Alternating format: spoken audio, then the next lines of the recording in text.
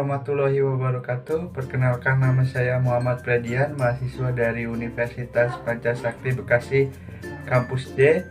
Nomor induk mahasiswa 18720500080. Program Studi Pendidikan Ekonomi, Fakultas Ilmu Pendidikan.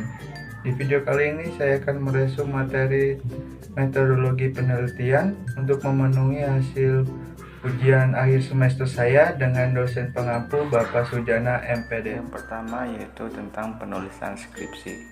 Penulisan skripsi untuk semua jenis penelitian disajikan dalam 5 bab, yaitu sebagai berikut. Bab yang pertama yaitu pendahuluan, bab yang kedua yaitu tinjauan pustaka, bab yang ketiga yaitu metode penelitian, bab yang keempat yaitu hasil penelitian dan pembahasan, dan yang kelima kesimpulan dan saran. Bab 1 pendahuluan. Pada bab 1 terdapat latar belakang permasalahan, yaitu permasalahan merupakan penjelasan fenomena yang diamati dan menarik perhatian peneliti dan bukan merupakan alasan pemilihan judul. Di bab 1 juga ada rumusan permasalahan. Rumusan permasalahan disajikan secara singkat dalam bentuk kalimat tanya yang isinya mencerminkan adanya permasalahan yang perlu dipecahkan atau adanya permasalahan yang perlu untuk dijawab. Dan yang di bab 1 juga ada tujuan dan kegunaan penelitian. Tujuan penelitian merupakan sasaran yang hendak dicapai oleh peneliti sebelum melakukan penelitian dan mengacu pada permasalahan. Pada bab 2 yaitu tinjauan pustaka, rangkaian teori sebaiknya menggunakan acuan yang berhubungan dengan permasalahan yang diteliti dengan acuan yang berupa hasil penelitian terdahulu, atau bisa disajikan di bab 2 atau dibuat subbab tersendiri. Hipotesis penelitian. Hipotesis penelitian beraspek empiris disajikan pada akhir bab 2 dalam sub-sub tersendiri dengan memperhatikan teori pendukungnya. Sedangkan hipotesis penelitian beraspek statistik disajikan dalam bab 3. Berikutnya bab 3 metode penelitian.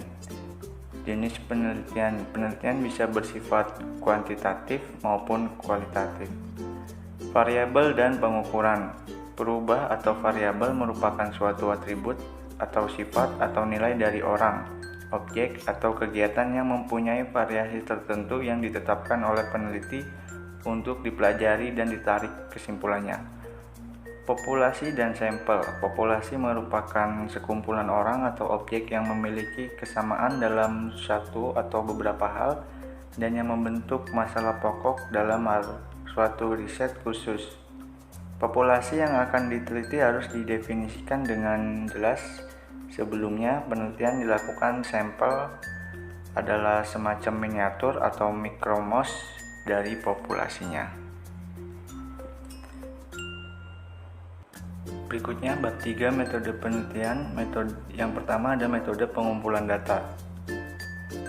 Wawancara dapat dilakukan secara terstruktur maupun tidak terstruktur dan dapat dilakukan melalui tatap muka atau face to face maupun dengan menggunakan telepon.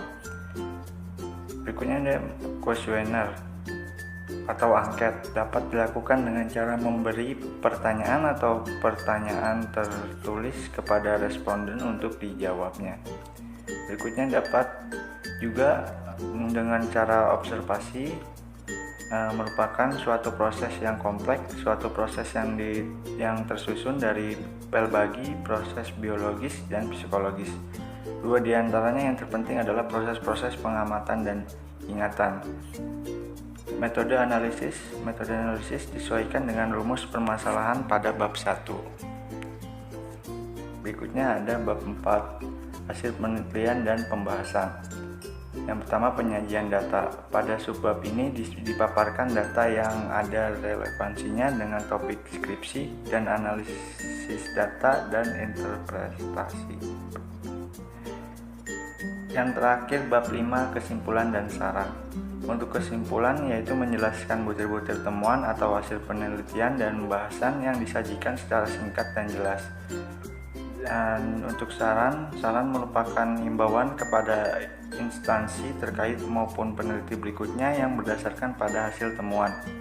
Saran sebaiknya selaras dengan topik penelitian. Materi berikutnya yaitu tentang skala pengukuran. Ada 4 tipe skala pengukuran dalam penelitian, yaitu nominal, ordinal, interval, dan rasio. Skala pengukuran nominal digunakan untuk mengklasifikasi objek, individu, atau kelompok. Sebagai contoh, mengklasifikasi jenis kelamin, agama, pekerjaan, dan area geografis. Dalam mengidentifikasi hal-hal di atas digunakan angka-angka sebagai simbol. Apabila kita menggunakan skala pengukuran nominal, maka statistik dan non-parametrik digunakan untuk menganalisa datanya. Hasil analisa dipresentasikan dalam bentuk presentase. Untuk skala ordinal, memberikan informasi tentang jumlah relatif karakteristik berbeda yang dimiliki oleh objek atau individu tertentu. Dalam tingkat pengukuran ini mempunyai informasi skala nominal ditambah dengan sarana peringkat relatif tertentu yang memberikan informasi apakah suatu objek memiliki karakteristik yang lebih atau kurang, tetapi bukan beberapa banyak kekurangan dan kelebihannya. Untuk skala interval mempunyai karakteristik seperti yang dimiliki oleh skala nominal dan ordinal dengan ditambah karakteristik lain, yaitu berupa adanya interval yang tetap. Dengan demikian, penelitian dapat melihat besarnya perbedaan karakteristik antara suatu individu atau objek. Dengan skala pengukuran ini benar-benar merupakan angka. Angka yang digunakan dapat dipergunakan dan dapat dilakukan operasi aritmatika. Misalnya jumlahkan atau dikalikan untuk melakukan analisa. Skala pengukuran ini menggunakan statistik parametrik. Untuk pengukuran rasio mempunyai semua karakteristik yang dipunyai oleh skala nominal, ordinal, dan interval. Dengan kelebihan skala ini mempunyai nilai 0 empiris absolut. Nilai absolut 0 tersebut terjadi pada saat ketidakhadirannya suatu karakteristik yang sedang diukur. Pengukuran rasio biasanya dalam bentuk perbandingan antara suatu individu atau objek tertentu dengan lainnya. Materi berikutnya yaitu tentang karya tulis ilmiah. Setiap karya tulis ilmiah harus memenuhi format dan persyaratan yang ditentukan.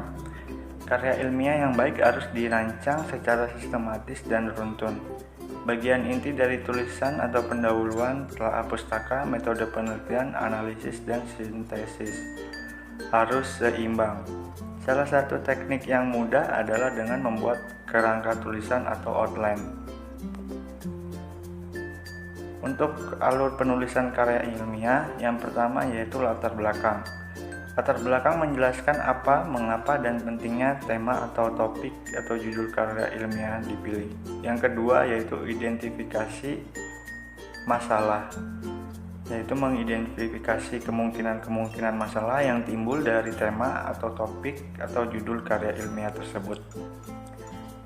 Alur yang ketiga yaitu pembatasan masalah, yaitu menetapkan atau memilih masalah dari kemungkinan yang ada disertai argumentasi. Yang keempat, perumusan masalah, mengembangkan pertanyaan-pertanyaan yang bersumber dari masalah yang telah dipilih.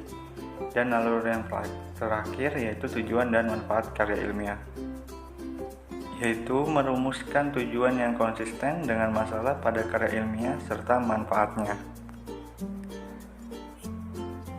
Terima kasih, sekian dari saya. Bila ada salah kata atau kurang dalam penyampaian mohon dimaafkan. Wabillahi taufiq wal hidayah. Wassalamualaikum warahmatullahi wabarakatuh.